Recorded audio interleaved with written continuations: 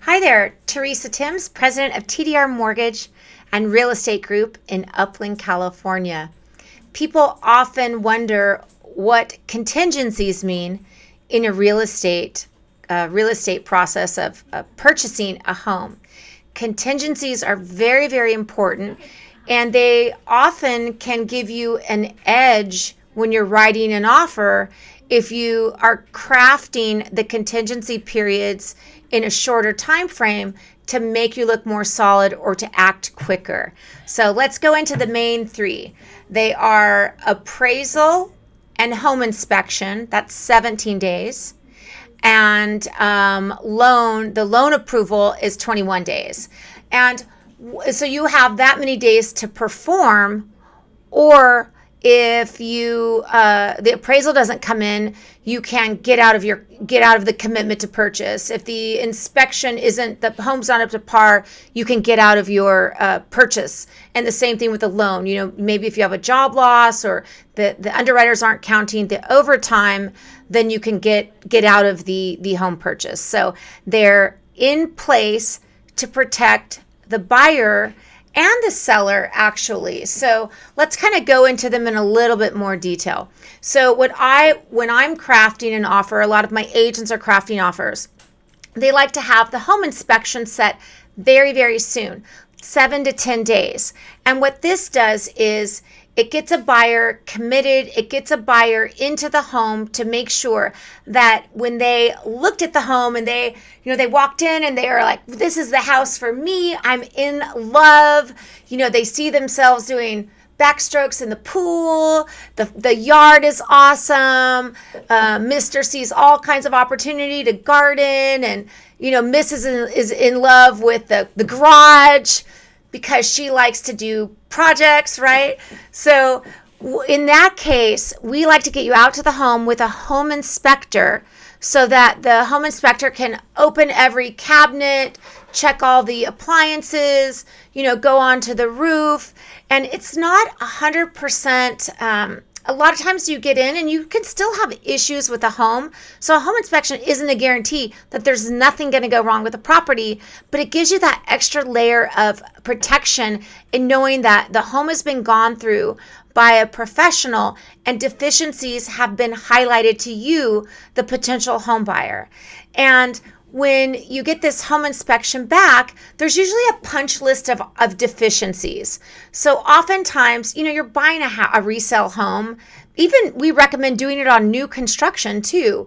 But in a resale home, you're gonna have things that are deficient. And what we recommend are the little punch list items. We don't mess with those so much as the bigger things, right? As an air conditioning, a condenser that is not outputting a level of cold like we would like to see, or there's a leak under the sink and a potential mold problem or something like that. So repairs are handled in a negotiation process, whereas a buyer, after the inspection is done, you and your realtor work up or craft a request for repairs based off of that home inspection. And maybe you're not even going to ask for any repairs. We see that a lot. On the flip side, sometimes you ask for repairs and the seller is not willing to do them. So then in that case, you can't come to an agreement. The transaction is canceled. No harm, no foul. You get your escrow deposit back. So that's why I like to get that out of the way as soon as possible. It also, when you write offers and you have short contingency timeframes, it's much more attractive to sellers. So the next one we'll talk about is the appraisal contingency. That's in place to protect you. You wrote an offer for this $500,000 house and it only comes back at $475,000. Well, you didn't agree to purchase this $500,000 house at a deficient value of $475,000. As a lender, we're only going to lend you money on the value of the house of $475,000. So if you're putting 10% down, that's $47,000.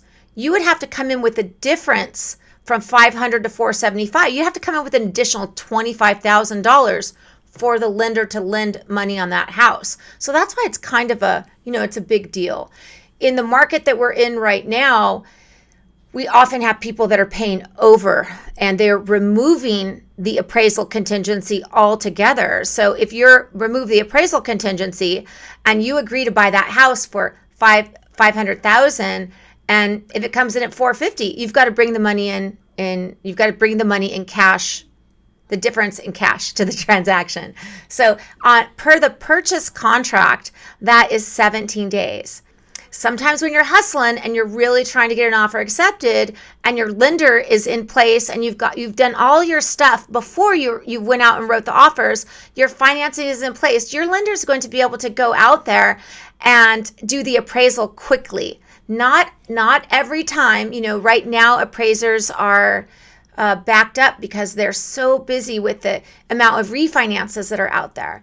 But at TDR Mortgage, we have a commitment where we can get your appraisal in 10 days. And if it's not delivered in 10 days, we give you half of your appraisal fee back. There's also something where in loans, if you make nice with the listing agent, most people are reasonable. And if there are time delays and you've been very communicative with all the parties in the transaction and you need like a couple more days or whatever, it's usually not that big of a deal. But it's another layer in place to protect you. The loan contingency per the standard California residential purchase contract, or RPA, is 21 days. So you have 21 days to deliver a loan approved so that you can close. And if not, if for some reason your loan gets declined, a lot of people don't even get pre-approved before they write purchase contracts. If you can believe that, but it does happen. So if your loan gets declined and the contingency is the standard on the RPA, then you would get your deposit back. No harm, no foul.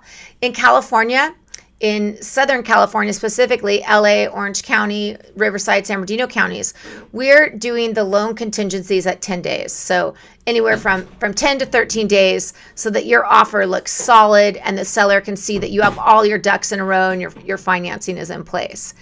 So that's not to say that if you're over your contingency period, typically what happens is your buyer's agent is really responsible contractually to protect you and to extend that contingency.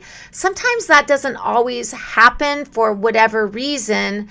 And if you're out of compliance and the seller is saying that they're going to keep your money and you can't perform because you can't get your loan approval, that doesn't always mean the seller is going to arbitrarily keep your money. Although they can, your money would be in play. And I've seen it happen before where, you've had a $5,000 in escrow and you let's say you backed out, all your ducks are in a row. At the end of the transaction, you got cold feet, you changed your mind. Well, the seller doesn't have to give you back your money. The money just doesn't get released back to you without a signature from the seller. So that's a whole nother topic where you have to go in a little bit deeper, and it depends on the relationship that you have with the seller and the listing agent. So I've had it where that money has been tied up in escrow for over a year, and the buyer had to go to small claims to try to get it back. So there's all kinds of different things that can happen. So the contingencies are very, very important, and savvy real estate and savvy lenders know how to work with those contingencies to put it at your advantage. If you'd like to know more about the home buying price process, or you'd possibly like to get pre-approved today, be sure to call me at 909-920-3500. You could text, and you could also find me at the web, SoCalLoanPro.com. Okay.